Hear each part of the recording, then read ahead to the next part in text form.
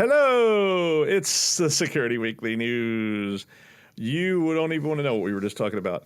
It was funny though, but we can't say it on a family program. So it's episode 436. I'm Doug White. Welcome to week of 8 December 2024. It's almost that time of year where Krampus is tossing kids in sacks, druids are druiding in the forest, cats are eating pine needles and barfing them back on your bed at 3 o'clock in the morning, and families are getting in drunken brawls after Uncle Pete tried to pee in the fountain at Terminal B at LaGuardia. Yeah, that time of the year. We've got evil ISPs, Deloitte, YOLO11, Microsoft, gift cards, Navix, horror, Telegram, Josh Marpet, and more on the Security Weekly News. This is a Security Weekly production for security professionals by security professionals. Please visit securityweekly.com/subscribe to subscribe to all the shows on our network. We interrupt our program to bring you this important message. It's the show that keeps you up to date on the latest security news twice a week.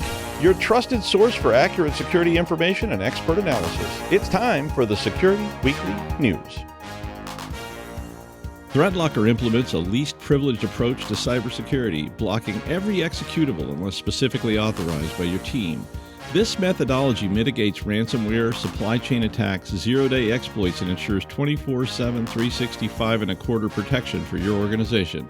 To learn more about how ThreatLocker can help prevent known and unknown threats in your digital environment, safeguard your data and operations from threat actors, and align your organization with respected compliance frameworks, visit securityweekly.com/ThreatLocker. If your organization is ready to enhance cyber resilience, we have important insights for you. The Level Blue Futures Report 2024 sheds light on how rapid computing changes affect IT visibility. Our research reveals that while IT leaders see positive outcomes, 85% acknowledge increased risk. In this report, we identify the barriers to cyber resilience, the challenges impacting cybersecurity, and the business context that reveal operational issues. You'll also discover what's on the horizon and 5 essential steps for prioritizing cyber resilience. Get your complimentary copy of this crucial research today. Visit securityweekly.com/levelblue. Cybersecurity simplified. All right, from Exile on the island of Elba, we're back, and it's the Security Weekly News. I'm Doug White, and welcome to the show. Don't forget to hit like, subscribe, and leave a comment. If you don't, Mary Loy will show up at your house, and you'll have to have a rap battle in Welsh. If you refuse, well, let's just say a bunch of drunks come in your house and steal all your stuff, but you have good luck all year or something like that. I don't know, it's Wales, but hey, it's always a party there. All right.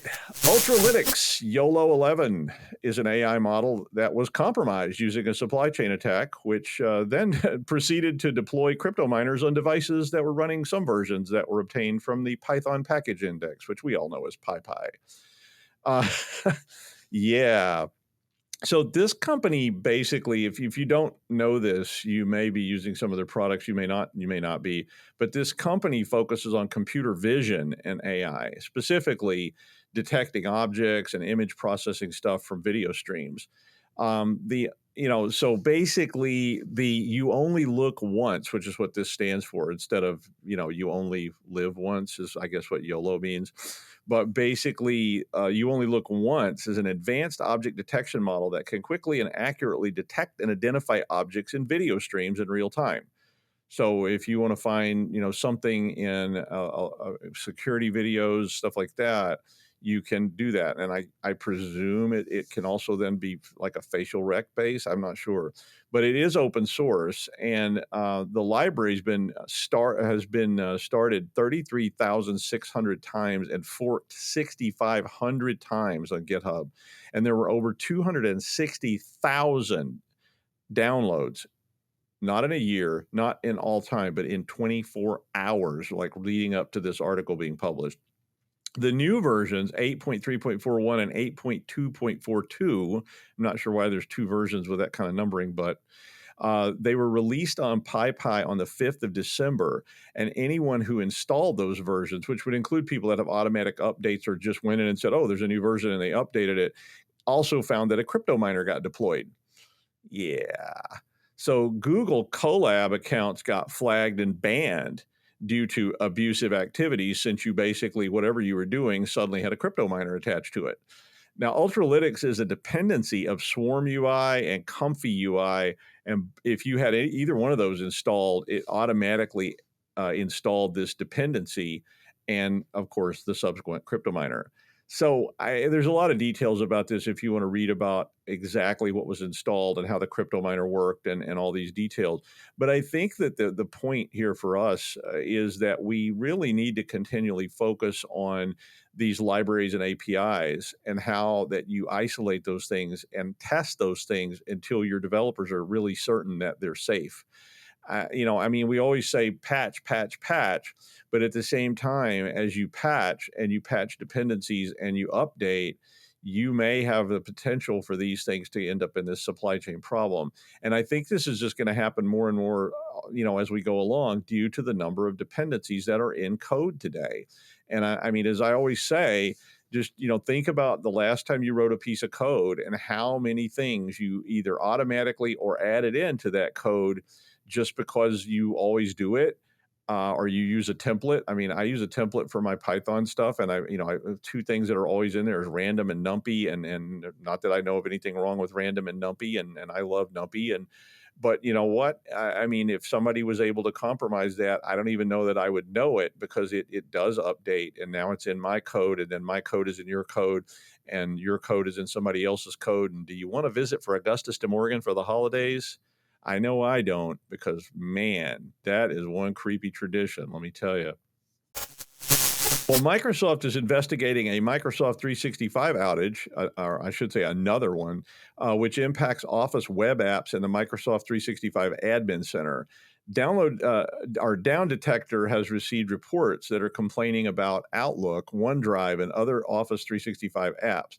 Now, mine seem to be working. I was checking. I don't have Outlook, but I do have some other Microsoft apps, and they all seem to be okay.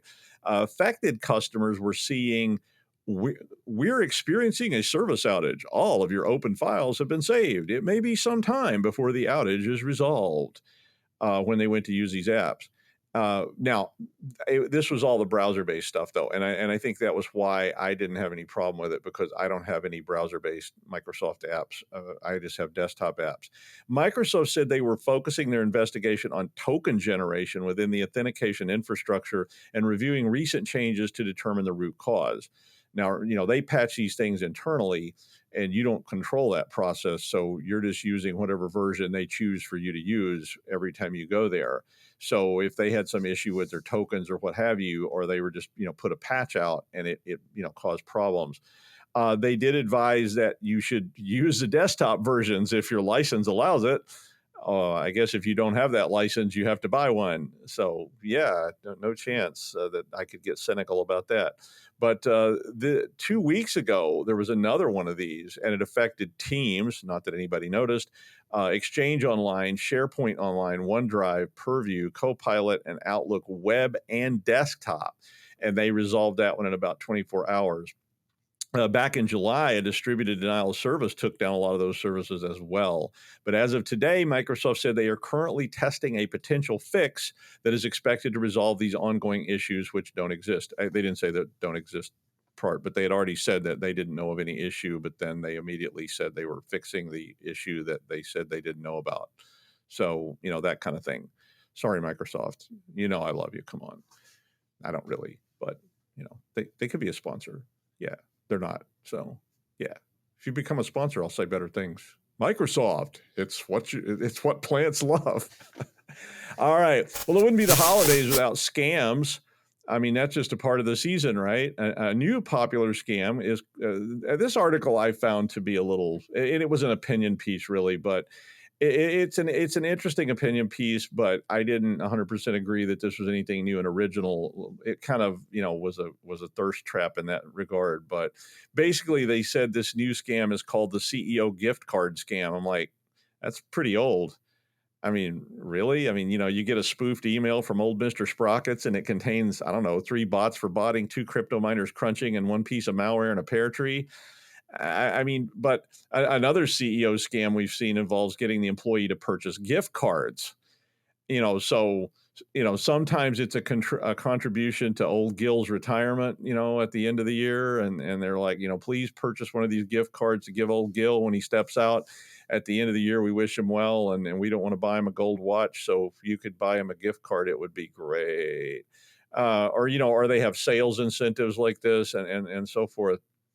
Weaponizing AI, though, this was another point of this article, that weaponizing AI allows for very, very easy customization of the message from the CEO. And, spoofing Sprocket at sprockets.com is just not that hard. I mean, any of us could do that pretty quickly. So since they can scrape social media for items of interest like old Gil's retirement, and they can automate that whole process with AI, and then they can have the AI generate messages based on the scrapings, they can target, your employees pretty hard with these kind of scams. And I mean, it's just easy to do. People fall for them. I mean, the social engineering works. We all know that. And these things have been going on since Fred and Barney contributed to the Get Well Soon, Mr. Slate campaign. I mean, basically, train your people and remind them often of your process for however you control this kind of stuff. Is a CEO going to send out things like this? I mean, think about a scam where, you get a letter from the CEO say, here's your Christmas bonus, click here to download it. A lot of people would click that. I mean, a lot. So you need to come up with protocols for this kind of communication internally to make sure that employees can feel comfortable verifying these kind of requests. And you need to implement tools that block this kind of stuff from coming from the outside. I mean, why would an email coming from Mr. Sprockets be coming from some Chinese web server? Block that stuff. Don't let your employees even see it. I mean, maybe Eldon Tyrell is the greatest CEO ever and sends out cases of free ramen noodles to all the employees to celebrate the victory off the shoulder of Orion. But what if somebody spoofs this and asks each employee to send or to buy a gift card to help a starving replicant in need? You may not even know you got scammed. If half your employees paid for these gift cards because they felt pressured to do that, but the CEO says they ought to do it, you won't even know about it. So, of course, I pepper sprayed one of those alleged Santa type people outside Grand Central one time because they thought he looked kind of shifty. I mean, so I don't know. I'm not the best choice of non-paranoid holiday activities, but it is that time of year when scams abound, preceding the New Year's scams and the tax season scams and the April Fool's scams. So keep reminding them about scams. Maybe do some scam training. I mean, get Frank Abagnale to come talk to them. He'll scare them half to death. I think he still does that stuff. He's great too. I mean, if you ever get to hear him speak, he's really, really fun. So consider Frank or me. I'll come. Me and Josh will come. It would be great. Deloitte UK. We talked about them on Friday, and they are responding now to claims that they had lost more than a terabyte of compressed data. The ransomware group BrainCipher announced this claim, and they said that they stole it from Deloitte, and specifically Deloitte UK. And Deloitte said that the allegations relate to a single client system, which was not actually in the Deloitte network, because Deloitte is a consulting company, accounting company, and all that good stuff. So they have a lot of people involved in their process. BrainCipher posted this claim on a dark web leak site around the 4th of December, and they said they would leak all the data by the 15th of December if, I guess the ransom wasn't paid. The group also claimed they would expose how the elementary points of information security are not observed by Deloitte and criticize the company's monitoring work, whatever that means. BrainCipher has been around since last June when they first sort of surfaced, and they use a variant of Lockbit 3.0, which had already been leaked back in September of 2022. This part of the article kind of bothered me. It said they tend to target healthcare, education, manufacturing, government, and law enforcement. And I was like, who was left out on that list? Like ostrich ranchers, chicken growers? I don't know. I mean, sounds like they target pretty much everybody. The group attacked dozens of French museums and threatened to leak 300 gigs of data from those back in the summer, including some that were from Olympic type stuff and what have you. Deloitte would seem to imply that the attack was maybe not as dramatic as the criminals are trying to sell and that the data would claim. I mean, come on, criminals overselling a product? Give me a break. Tastes great, less filling. I mean, what's a terabyte anyway? Like, really? A terabyte? I mean, I have 24 terabytes in my desktop machine. I got 64 terabytes in my NAS, and I got more than double that elsewhere because I collect data storage. You know, maybe they got those poems I wrote when I was 14. I mean, it would be embarrassing if, Sherry, your eyes are like pie plates filled with glitter and oil. Although I think later I turned all those into punk rock songs. And, you know, if you scream it and poop on stage, no one cares what you say. I'm talking to you, Gigi Allen. Yeah, you know who you are. Naver is a South Korean company. It's not Navi, not that. It's Naver. And a lot of people in the West don't know or never heard of it. And I'd actually never heard of it, but it's often called the South Korean version of Google. And I just saw this story caught my eye because they basically released a new Linux distro that they're calling Navix. Now, unfortunately for them, they didn't do their research, and there's also an enterprise software suite with a similar name. It's actually not, the article said similar. I looked it up. It's like, it's not similar, it's the same. But, you know, I guess they didn't worry about that too much. I looked up Navix and it said, considering freight audit automation for your business. I was like, oh my God. And I was like, sure, I am. Why not? Let me just sign up right here and ask for the company newsletter and a discount coupon. So if you get a new customer named Old Gil at goatgrabber.com, well, it might be me. Yeah, it's probably me. I mean, I own that domain. So yeah. So maybe I didn't, you know, I don't know. But maybe they didn't think this all the way through. So lawyers, get ready. It's going to be a great new year because South Korean Google's a big fat target. Go. Well, the Navix distro, however, was based on OpenELA and it's Red Hat compatible. So that part of it to me didn't sound that unique. You know, I was like, when I saw a new Linux distro, I was like, ooh, something cool. A new tree is going to start. But nah, it wasn't. But they did say that the distro has support at no cost for 10 years with 5 years of full updates and 5 years of security and critical updates. So it might be interesting. There is a link in the article to download it if you're interested in playing around with it. But of course, it's mostly in Korean. It sounds like the early years of SUSE. Like I had a copy of SUSE. This was, you know, pre-internet. I was like, ooh, I'm going to install this. And all the docs were in German. So I told my students, you know, you're going to need to learn German before Tuesday. Yeah, that's just I mean, you know, they told you this was a hard class. So let's just go for full German by Tuesday. Okay. Make it an assignment. So, I mean, probably this distro is mostly targeted at Korean speakers, but hey, a new distro is always welcome. You know, it could be fun. Now you can install Turtle Beach sound drivers using Korean documents. Probably still easier than when I did that on those early Gen 2 versions. Yeah, that was bad. We drank a lot of gin to do that. We did get it to work though, but it was kind of clunky. And later Lou went, why'd we do this in the first place? I was like, I think we were drunk, Lou. He was like, we were definitely drunk. I saw a snail crawling across the edge of a straight razor. Sorry, I meant to gain 7 stone and shave my head before I showed up to do that line. But, you know, the horror. Well, like a putrid zombie stinking of the grave, Microsoft recall, hence the name, just won't go away. Like that rash you got from sleeping on that couch at your bass player's apartment that they found in an alley. It just keeps coming back, and it just won't go away.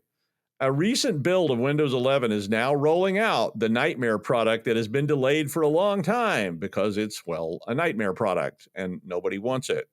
It's kind of like a lot of political candidates. It just keeps coming back and nobody wants it and they wish it would go away, but it just keeps showing back up and somebody tells you need it. Well, recall was announced during an event earlier this year and then immediately pulled back when everybody vomited and ran screaming from the room. So they pulled it and said, we'll fix it. You know, we'll fix it. It then resurfaced in November after a lot of promises for anyone running a Qualcomm ARM PC, but they did change one big feature of it. It was now turned off by default. Yeah. The earlier version was like basically sitting there like a bobbit worm waiting for prey. Don't Google bobbit worm. But now, don't even Google bobbit. It's all bad. It's just anything with that involved is all going to be bad. But now they're rolling it out to Intel and AMD based Copilot Plus PCs. And allegedly it's still in off mode. They keep telling me this thing that's going to take snapshots of my desktop is great. It's going to improve my writing. It's going to make my life easier. It's going to lower interest rates and do away with inflation. It's going to solve all these problems. And it's safe. This database is safe. And there's no way anybody could compromise this or exploit it. And I'm going to be honest, you can tell me that a lot, and I'm still not going to enable this thing, no matter how hard you try to get me to. And eventually, of course, you'll force me to do it because you'll say you have to enable it or it won't work. You know, why? Because basically, I don't want you taking a screenshot of my screens every so many seconds and storing them and analyzing them with some AI. I know the database is safe. I know it's local. I know it's encrypted. And there's just no way there could ever possibly be a 0 day in any code developed by Microsoft. That's why when we release a product, it comes out in version 1, and 5 years later, it's still version 1. Right. Exactly. Sorry, Big M. I just don't trust you to guarantee me anything about security anymore. You've fooled me too many times. Not that you're any worse than anybody else. I mean, they're all like that. But, your marketing team may be writing you some checks that your body can't cash on this, so to speak. And I mean, I don't trust that other part either about, we would never sell a composite of this data for a lot of cash and use it to market to you. Or change the terms after the fact and go, I know we said this was disabled by default, but now it's enabled. And I know we said it was safe, but here's version 19.6.7.1409 because we need to fix that 0 day they found last week. Those 12-year-old kids in New Jersey figured out a way to extract this from everybody's desktop. I just really don't want this in the first place, but I know I'm getting it, whether I want it or not. And marketing will ensure that I say, I love it. Or Captain Willard's going to come up the river and take me out. Yeah, they probably won't be a sponsor now. Telegram. It's the messaging app for choice for a lot of people who are worried about someone reading what they're saying to other people around the world, want to criticize the president and not end up in Sidnaya prison. I don't know how to say that. I apologize to my Syrian friends. Sidnaya. Anyway, use Telegram. But now some people are worrying about it. There's some thought that maybe Telegram could be a sleeper agent even. Like, who developed that app anyway? Now, in the Ukraine, and this is where this came from, it is the very most widely used app by the government. And since Russia invaded the Ukraine and started killing everybody, it's been used even more to try to protect their communications from the Russians. Now, the Ukrainians use it to manage pretty much everything that's going on during their invasion. They use it for government communications. They use it to manage the food supply, et cetera, et cetera, et cetera. But Ukrainian officials have become more worried about their dependence on Telegram. And they're worried that the Russians might be using it for disinformation or even spying. They've been moving some of their sensitive communications to Signal because technically Signal is safe too. I think my point here for your corporate consumption is be careful of who you trust. I mean, you have communications you don't want anybody to see either. And, all sorts of tools build themselves as safe, encrypted, secure, can't possibly be compromised. But who developed that app? And who developed the apps inside the app? And the libraries that are used by the apps? And the libraries that the libraries use by the app? And Augustus de Morgan appears in a puff of smoke. I mean, even if it was written down in Texas, who's to say it wasn't commissioned by somebody else? Like some shell company or, a library. I think the only way you could truly, or at least I would truly trust an app is if I developed it myself. I didn't use any libraries or other APIs. I didn't link it to anything, and I didn't let anyone else use it. So probably wouldn't be very useful, but I might trust it. Then again, if I coded it, I probably wouldn't. Pretty scary, though. Did you ever post anything on a secure app that you would really rather not have published somewhere? Pepperidge Farm remembers. Well, he's done it all, seen it all, and is here to tell you there can be only one Josh Marpet, that is. Hi, Josh. Hey, Doug, how you doing? I'm okay. Telegram is a problematic channel. I will agree with you. Yeah. And I'm actually on Telegram. I've got a few channels that I follow, mostly for news about war zones and things like that. But I tell you that there's been some interesting discussions on some of them that have made me turn some of those channels off. So anyway. Absolutely. I've got a fun article today. I think you'll like it. So there's this software called Cleo, C-L-E-O, like Miss Cleo back in the day. It predicts the future and tells you about your love life. Well, Cleo software today moves data. It's a managed file transfer application. And you may have heard that some managed file transfer applications had some problems. Well, Cleo is apparently following in its footsteps because they had a massive breach, which is a full-on remote code execution, as far as I understand it, with many, many steps, full command and control, the whole 9 yards. It's basically fully exploited. But hey, the company came out with a patch that you update your software, and it's absolutely doesn't matter because it's still absolutely vulnerable. And Reddit, I posted a Reddit article that Huntress Labs actually wrote. They did a great job. I know Huntress. They've known Huntress since Kyle Hanselvan brought it out of Mach 37. And they actually have a really good research team. The article has full IOCs, indicators of compromise, a video of them actually attacking and exploiting a fully patched Cleo server. But by design, Cleo is designed to be, as a managed file transfer agent, exposed to the internet. And right now, if you have a Cleo server exposed to the internet, you are probably getting exploited. They are actively exploiting servers right now in very, very large quantity. It's able to be scripted. It's able to be mass done. You're in trouble. And so I took a look at Shodan and came up with many, many, many thousands of these, including financial institutions, travel agencies, travel SaaS platforms. It's just bad. So what does this mean? I mean, this is software that's designed to be exposed to the internet. This is software that's designed to be utilized as a managed file transfer platform between multiple companies. Does that make it a supply chain attack? It's kind of possible. It's not a supply chain attack in that you're infecting the upgrade like SolarWinds was. It's a supply chain attack in that if I can find a server that's running it, I can potentially get at all the different servers or different information that it's connected to, different companies it's connected to. It is a way into a multitude of companies. And that's terrifying. Could I use it to put malware to say, oh, yeah, download this. It's cool. I can bypass all of the email security systems because it's on your FTP site effectively. So is that a supply chain attack? Maybe. I don't know, but it feels like one. Let's put it that way.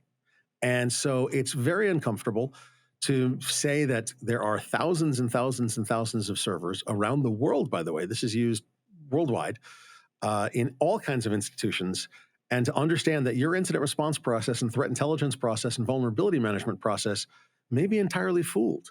Because while they do have a CVE, their patch actually says that it negates or mitigates that CVE. It doesn't. That's the terrifying part. You can think you're fixed, and you're not. What do you do in such a situation, and how do you know that such a situation arises? What type of feelers do you have out there in the world, in the news sources to tell you, hey, that patch, try again, doesn't work. Oh crap, I better move that behind a firewall or shut it down right now. Yeah, probably a really good idea. But if you don't have those systems, if you don't have people reading Reddit or checking threat intelligence forums or getting a good threat intelligence feed right now, you're probably already compromised. And on a fully patched server, that's a problem. So it's something to think about as you do incident response, disaster recovery, threat intelligence, and vulnerability management. Right, Doug? It is. It's all very scary. In fact, I got 2 extra cousins because my uncle thought he was fixed and he was not. But nevertheless, yeah, this stuff is frightening. And I mean, I'm so paranoid that the more marketing people tell me that something's safe, the more they tell me you should embed this and open it to the internet because it's safe, the less I trust it. You know, kind of a zero. Yeah, because the marketing people are often fantastic at technology. Yeah, I'm sorry, marketing people. I mean, I know some of you, and you're nice people, and I know you have a job to do. But boy, oh boy, I tell you, I don't necessarily trust marketing people when they won't show me the engineering, or they tell me, well, we could schedule a site visit, and the engineer will come out and explain it to you, and then the engineer shows up and you go, that? Oh no, that's a total lie. I mean, I've been in that meeting before. I literally, that they sent the engineer, or the marketing person does their whole pitch, and the engineering people are sitting there, and then I go, could you just tell me about the code there? Like they just said it doesn't use any libraries or APIs. And the guy's like, no, that's a total lie. And I'm like, oh yeah. So I don't know who's getting fired, but somebody is. And I've been no, more we're in not one of buying. those meetings. Yeah. Yeah, I mean, we've all been in those meetings, and I'm sure that many of you listening have been in those meetings as well. Maybe many of you listening are the people that are the engineering people sitting there going, "No, don't believe that. It's not even been tested yet. We haven't even written the code." They're just saying, and like, "Oh, so it's not going to be out on Friday." No, it's probably not going to be out on Friday 7 months from now. But you know, go back to your presentation there, Glenn. We'd like to hear the rest of it. You know, it's like a 10% improvement in AI development. You know, or I saw a guy that he said and I was like, excuse me, what is I?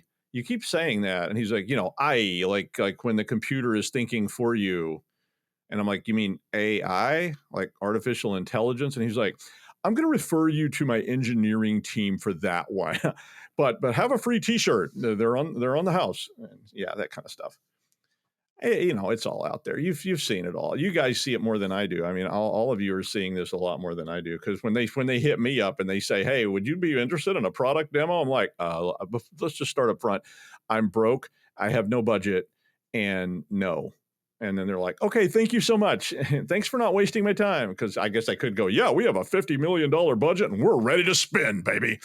Like, send me that free swag. Come on. I want the free car that you're giving out with every, multi-million dollar, but send the car in advance. Okay. Like, let me try the car out for a while and then we'll talk. Yeah. Okay. Thank you, Josh.